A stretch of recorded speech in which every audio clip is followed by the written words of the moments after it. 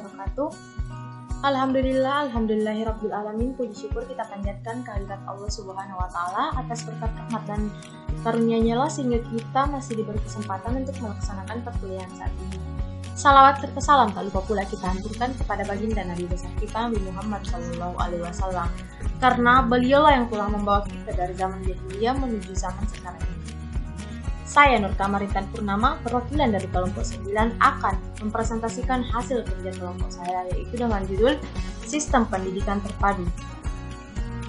Adapun pengertian sistem pendidikan terpadu adalah sistem pendidikan terpadu merupakan sistem pendidikan yang mempunyai tatanan hubungan fungsional kemasyarakatan. Seperti yang kita ketahui bahwa pendidikan adalah pembelajaran, pengetahuan, keterampilan, dan kebiasaan sekelompok orang yang diturunkan dari generasi ke generasi berikutnya, baik melalui pengajaran, pelatihan, ataupun penelitian. Pembelajaran terpadu merupakan suatu pendekatan dalam pembelajaran yang secara sengaja mengaitkan beberapa aspek, baik dalam intramata pelajaran maupun antarmata pelajaran. Dengan adanya pemaduan itu, siswa akan memperoleh pengetahuan dan keterampilan secara utuh, sehingga pembelajaran menjadi bermakna bagi siswa. Anak-anak dipicu dan dipacu menjadi pembelajar yang diharapkan mampu mengejar kebutuhan belajarnya secara individual. Jelaslah di sini bahwa posisi dan fungsi pendidikan bagi manusia adalah mutlak dan berlangsung sejak manusia ada sepanjang zaman. Untuk itu, maka manusia, siapapun dalam keadaan seperti apapun, wajib menyadari bahwa proses pendidikan berlangsung di dalam dirinya di setiap bidang kegiatan hidup kapan dan di mana saja. Manusia dalam menjalani kegiatan hidupnya selalu berawal dari impulsi karsa atas pertimbangan rasa dan menurut keputusan cipta. Karena itu masalah pendidikan adalah proses bagaimana ketiga potensi kodrat itu dikembangkan secara dinamis dan berimbang. Fakta membuktikan bahwa manusia individual selalu berada di dalam keterbatasan, padahal ruang lingkup pendidikan begitu luas. Di dalam kehidupan sosial kemasyarakatan itu, setiap individu menjalin hubungan saling bergantung.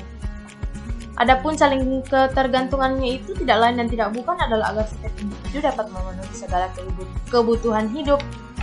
Dari saling ketergantungan itu, secara alami historis terbentuklah kelembagaan pendidikan, yaitu pendidikan keluarga, pendidikan sekolah, dan lembaga pendidikan kemasyarakatan. Berdasarkan ulasan tadi, muncul pemikiran tentang suatu sistem pendidikan terpadu, yaitu dengan menata sistem saling hubungan secara integral antara pendidikan keluarga, pendidikan sekolah, dan pendidikan masyarakat secara fungsional kausalistis. Adapun sistem pendidikan terpadu yang dimaksud di sini adalah merupakan sebuah tawaran yang diharapkan kiranya dapat dipertimbangkan sebagai sebuah alternatif untuk lebih mendorong dinamika pendidikan nasional demi terbentuknya kehidupan masa depan bangsa yang berkepribadian otonom, kreatif, dan produktif. Selanjutnya, materi yang akan dibahas yaitu yang pertama, karakteristik pendidikan keluarga, yang kedua, lembaga pendidikan sekolah, yang ketiga, lembaga pendidikan masyarakat, yang keempat, sistem pendidikan terpadu. Yang pertama adalah karakteristik pendidikan keluarga. Seperti yang kita ketahui, bahwa keluarga adalah tempat pertama di mana proses pendidikan berlangsung. Di dalam keluarga, benih pendidikan mulai tumbuh dalam hubungan cinta, kasih, tolong-menolong, dan saling memberi pengertian, pengetahuan, peringatan, bimbingan, pengarahan secara timbal balik, baik antara suami istri dan antara orang tua kepada anak. Pendidikan mulai membentuk suatu sentra lingkungan kecil disebut lingkungan pendidikan lapis pertama. Jika pendidikan diasosiasikan sebagai pengasuhan, maka di dalam keluarga pertama kali anak terikut sertakan dalam kegiatan pendidikan.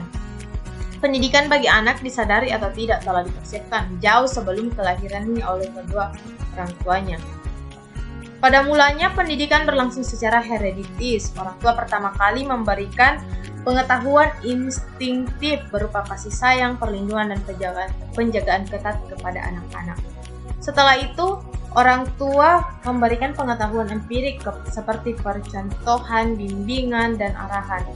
Kemudian memberikan pengetahuan rasional ke arah pemecahan masalah seperti menentukan pilihan, mengatur kegiatan terencana, dan mulai membentuk sikap percaya diri.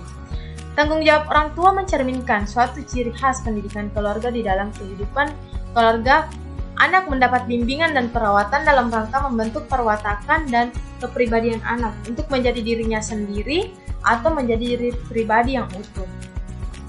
Persekutuan keluarga bagi anak adalah lahan subur di mana berlangsung pembinaan kepribadian sehingga menjadi diri pribadi yang utuh. Seperti yang kita ketahui, keluarga adalah tempat pertama dan utama berlangsungnya kegiatan pembelajaran. Pembelajaran ditekankan pada pengembangan potensi kecerdasan spiritual. Kehidupan keluarga adalah tempat yang tepat bagi pertumbuhan kesadaran atas asal mula tujuan dan eksistensi kehidupan. Selanjutnya, di dalam kehidupan keluarga, kegiatan pendidikan berlangsung dengan sasaran kecerdasan spiritual berupa moral syukur dalam menerima setiap kelahiran, keberuntungan, dan bahkan nasib buruk sekalipun. Sifat syukur dalam kehidupan seseorang sangatlah penting karena hidup dengan mengedepankan sifat syukur akan melahirkan kekuatan yang luar biasa dalam hidup dan dapat membentuk sumber daya manusia yang arif lagi, bijaksana, serta menjadi penawar bagi manusia. Yang kedua, moral sabar dalam menghadapi segala macam jenis persoalan. Seperti yang kita ketahui bahwa sabar penting perannya untuk meningkatkan kualitas material dan moral seseorang demi menggapai kebahagiaan. Sabar berarti harus ikhlas menerima dan merupakan awal penyimpangan dan kemerosotan moral. Bahkan sabar di saat ini menjadi kekuatan moral dalam menghadapi berbagai kejahatan maupun segala cobaan. Yang ketiga, moral ikhlas dalam menghadapi akhir kehidupan atau kematian dan bencana yang memusnahkan. Seperti yang kita ketahui bahwa ikhlas adalah sebuah kata yang mudah diucapkan namun tidak mudah dilaksanakan. Banyak nasihat supaya kita menerima kehidupan atau kematian dan semua bencana-bencana, namun tidak seperti yang orang-orang katakan, tidak semudah yang orang-orang katakan. Yang kedua yaitu lembaga pendidikan sekolah. Pada lembaga pendidikan sekolah ini lahir dan berkembang secara efektif dan efisien dari masyarakat dan oleh masyarakat dan untuk masyarakat. Hal ini berarti pendidikan dimaksud adalah tergolong organisasi sosial dengan objek kegiatan belajar. Kegiatan pembelajarannya diatur secara terjadwal, sistematis dan berjenjang menurut peraturan yang telah ditetapkan. Karena itu, lembaga pendidikan sekolah bersifat formal, berkewajiban mendidik seluruh anggota masyarakat dalam suatu sistem kehidupan sosial kenegaraan. Penyelenggara lembaga pendidikan sekolah berada setelah pendidikan keluarga, berarti merupakan lanjutan dari pendidikan keluarga, sedangkan menurut fungsinya pendidikan sekolah diselenggarakan agar luarannya sebagai sumber daya manusia mampu mengembangkan kehidupan di dalam membangun rumah tangganya kelak. Lebih daripada itu, dengan segala macam kompetensinya dapat meningkatkan daya dorong dinamika sosial dan sekaligus berperan penting sebagai inovator dan dinamisator sosial. Pendidikan sekolah tidak bersifat kodrati karena dibangun dan dikelola bukan karena ada hubungan darah antara pendidik atau guru dan peserta didik. Lembaga pendidikan sekolah dikelola menurut sistem hubungan formal institusional, dikelola menurut prinsip-prinsip administrasi manajemen. Lebih lanjutnya itu, isi dan materi pendidikan disusun menurut asas pragmatisme dalam bentuk kurikulum, dengan penekanan pada nilai guna bagi kehidupan sosial secara luas. Kurikulum itu diajarkan menurut sistem rasional, empirik dengan metode-metode rasional yang efektif pula, sehingga dapat dikontrol dan dievaluasi proses pembelajarannya. Pendidikan sekolah dituntut untuk mampu menyublimasikan berbagai macam potensi nilai-nilai kebudayaan yang terbawa oleh peserta didik dari berbagai macam jenis lingkungan keluarga. Selanjutnya, berdasarkan kedudukannya, beberapa corak khusus pembelajaran di sekolah dapat diidentifikasikan sebagai berikut, yaitu yang pertama, setiap sekolah menyelenggarakan pembelajaran khusus menurut struktur hierarkis kelas. Di setiap jenjang kelas, peserta didik mendapatkan kecakapan membaca, menulis, berhitung, dan lain sebagainya. Materi itu semuanya sulit untuk diselenggarakan di lingkungan keluarga mengingat adanya segala keterbatasan. Yang kedua itu, setiap kelas berisi sejumlah peserta didik dalam umur relatif homogen agar kegiatan belajar mengajar berjalan lancar. Hal ini pertimbangan asumsi psikologis bahwa suatu jenjang umur mencerminkan suatu kemampuan psikis dalam pembelajaran. Yang ketiga, waktu pembelajaran relatif lama sesuai dengan program pendidikan yang telah direncanakan. Pendidikan sekolah bersifat formal, dikelola menurut sistem regulasi dan administrasi yang jelas. Seluruh kegiatan belajar dan pembelajaran dilakukan secara teratur menurut program yang telah direncanakan. Yang keempat, isi materi pendidikan cenderung menekankan pada sifat akademis. Nilai keilmuan yaitu kebenaran yang sistemik, metodik menjadi pola utama seluruh kegiatan. Yang kelima, kualitas pendidikan sebagai sasaran utama perlu disesuaikan dengan kepentingan dan kebutuhan masa depan masyarakat. Kualitas pendidikan bukan hanya ditentukan secara kognitif saja, melainkan juga secara dan psikomotorik. Baik, terima kasih atas kesempatan yang telah diberikan. Saya Jasmine Siti Acifa akan melanjutkan materi lembaga pendidikan sekolah. Bertolak dari corak khusus pendidikan sekolah tersebut, maka tanggung jawab, fungsi, dan perannya secara kumulatif ini dapat digambarkan sebagai berikut. 1. Lembaga pendidikan sekolah berperan dan berfungsi sentral dalam mempertanggungjawabkan kepercayaan keluarga dan masyarakat luas dalam hal pembinaan potensi akademis. Nah, yang dimaksud dengan potensi akademis di sini yaitu membina kecerdasan intelektual yang meliputi kecakapan membaca, menulis, dan berhitung bagi anak-anaknya. Dan yang kedua, ketiga kecakapan tersebut lebih lanjut dikembangkan secara implementatif dalam pembinaan bentuk dan corak sikap moral bagi masa depan masyarakatnya. Untuk itu, isi dan materi atau kurikulum pendidikan perlu diorganisir secara lentur, terbuka, dan kreatif dengan orientasi kecerdasan moral. Dan yang ketiga, sebagai konsekuensi dari nomor kedua, lembaga pendidikan sekolah juga bertanggung jawab bagi kelangsungan dan perkembangan kehidupan masyarakatnya, seperti halnya setiap entitas sosial berada dalam kepribadian nasionalnya. Maka lembaga pendidikan sekolah ini wajib mempersiapkan peserta didik untuk memiliki kemampuan yang dalam menjaga dan mengembangkan kepribadian nasional bangsanya. Dan yang keempat, berdasarkan kenyataan bahwa kehidupan ini seluruhnya adalah masalah pendidikan, maka pengelolaan pendidikan sekolah dapat dinilai sebagai suatu metode pembelajaran yang efisien.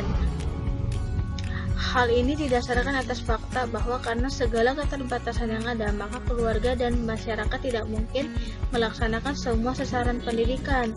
Nah, itulah sebabnya diperlukan suatu potensi kreatif agar kehidupan berlangsung produktif dan dinamis dalam menuju masa depan.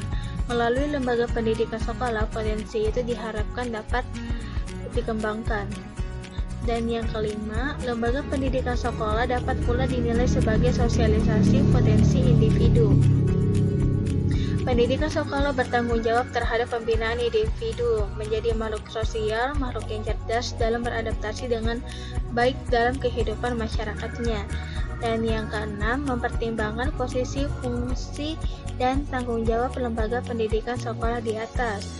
Maka, potensi kultural yang berakar pada spirit keluarga tidak bisa tumbuh berkembang meluas di dalam dinamika sosial masyarakat. Dan selanjutnya, lembaga pendidikan masyarakat.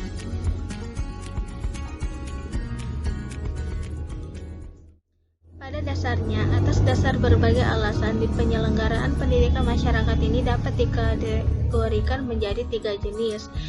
1. Bagi mereka yang mampu. Bagi mereka yang memang tidak mampu bersekolah, alasan itu bisa karena masalah ekonomi, bisa karena cacat kodrat, dan sebagainya. Dan yang kedua, bagi mereka yang putus sekolah karena kemampuan ekonomi, kesehatan, keamanan, dan sebagainya. Dan yang ketiga, bagi mereka yang sedang aktif mengikuti kegiatan pendidikan sekolah. Berdasarkan sifatnya, lembaga pendidikan masyarakat ini terbagi 4, yaitu tidak seperti pendidikan sekolah. Pendidikan masyarakat tidak mengenal jenjang, tetapi diproses menurut paket. Oleh karena itu, biasanya program pendidikan diselenggarakan dalam waktu yang relatif pendek. Dan yang kedua, tidak pula seperti pendidikan sekolah, peserta pendidikan masyarakat ini bersifat heterogen. Oleh karena itu, peserta didik tidak dikategorikan menurut umur, jenis kelamin, pekerjaan, dan sebagainya. Dan yang ketiga, seperti sistem pendidikan sekolah, pembelajaran diselenggarakan menurut jadwal dan menentukan kualitas standar, dilakukan evaluasi. Dan yang keempat, isi dan materi pembelajaran ini ditekankan pada keterampilan kerja dan keperluan peningkatan taraf hidup. Karena itu, materi pembelajaran ini bersifat khusus dan praktis. Dan selanjutnya, sistem pendidikan terpadu.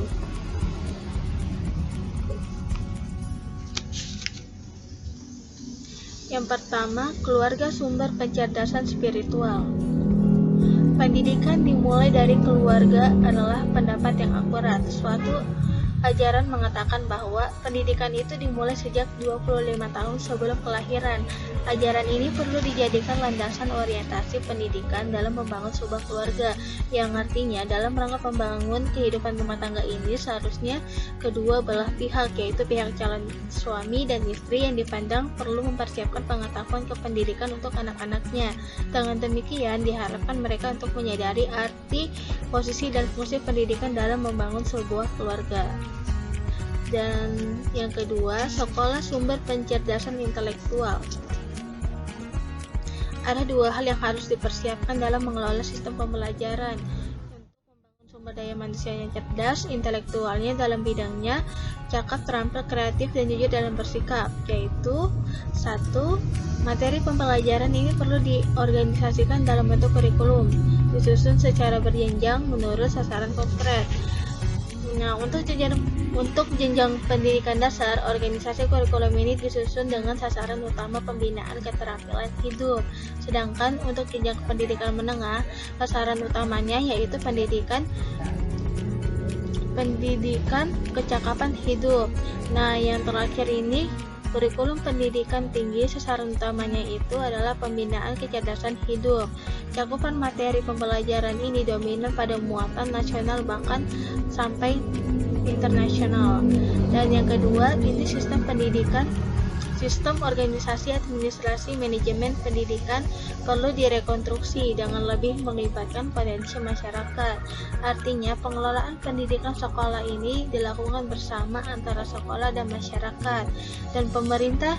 Dan dalam hal ini, Departemen Pendidikan berperan sebagai fasilitator, tidak perlu untuk campur tangan terlalu jauh.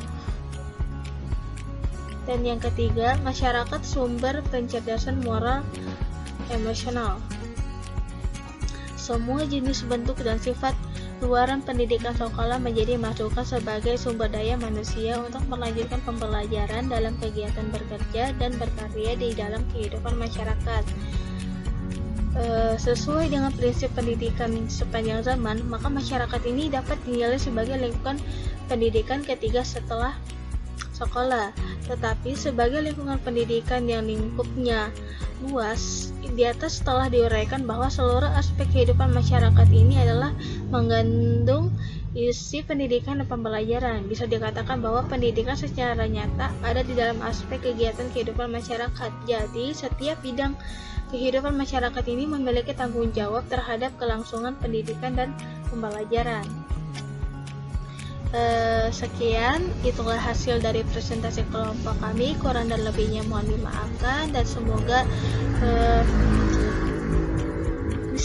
materi ini bisa bermanfaat untuk kita semua. Wassalamualaikum warahmatullahi wabarakatuh.